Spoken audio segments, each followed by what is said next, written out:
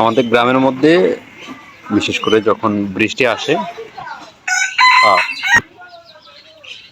এই দেখেন গ্রামের ভিতরে আমাদের বাড়ির রাস্তাটা, এটা ওই যে আমাদের বাড়িটা প্যাক লেগে গেছে। এই জায়গাটা যদি দেখাই তো যাওয়া যায়। আমি ভাবছিলাম যে ওই পাশে যাব, পানি পানি লাগে পুরো জমে গেছে, যাওয়ার মতো পজিশন একেবারে নাই। পরে যাইলে আমি ফোন দেবো মনে হয়। আচ্ছা, তো এটা হচ্ছে যে আমাদের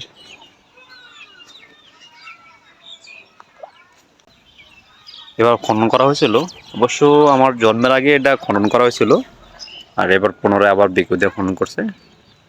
বিশাল বড় পুষ্করণী, কিন্তু আমি যদি পুষ্করণীটা দেখাই সুন্দর করে, মোটামুটি বিশাল বড় পুষ্করণী। ওই পাশে আর একটা পুষ্করণী আছে, ওই পুষ্করণীর অবশ্য মানে ওই অংশের আর কি, ওই রাস্তার ওই পার তাদের আর কি। আর এই যে অংশটা হচ্ছে আমাদের, মানে আমাদের এই পার মোটামুটি একটা প্রশস্ত,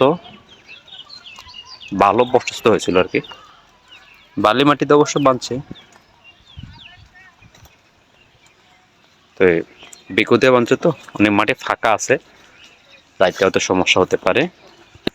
এখান থেকে যদি আমি আমার পুষ্করণীটা দেখাই, বিশাল বড় পুষ্করণী। ওই যে দেখেন, ওই সীমানা থেকে যদিও মোবাইলের ক্যামেরা থেকে অনেক মানে ছোট দেখা যায়, বিশাল পরিসর।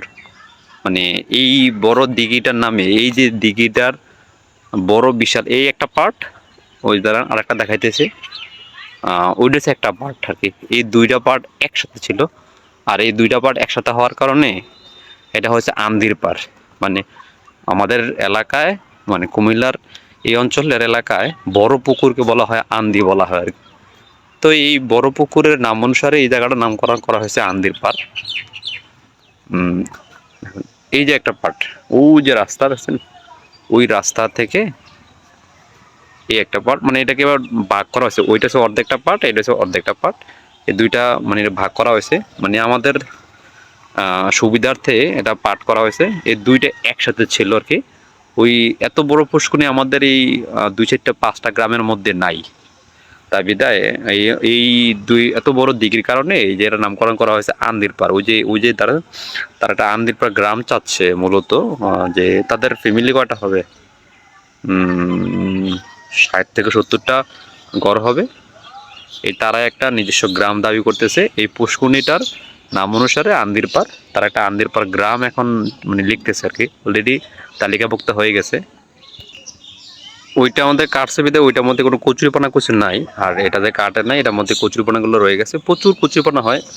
কয়েক বছর এটা লেজ দেয় নেই, কারণ ওই যে পাড় ভেঙে পড়ে গেছে, তো লেজ দেয় নেই। এটা তো কাটে না বিধাও প্রচুর কচুরিপানা রয়ে গেছে। তো আশা করি ভিডিওটা ভালো লাগছে, যারা দেখছেন অসংখ্য ধন্যবাদ। লাইক কমেন্ট শেয়ার করবেন, আর আপনার মতামতটা অবশ্যই জানাবেন। আর এরকম গ্রামের প্রাকৃতিক সৌন্দর্য বা প্রাকৃতিক জিনিসগুলো দেখতে অবশ্যই আমার হাতে থাকুন।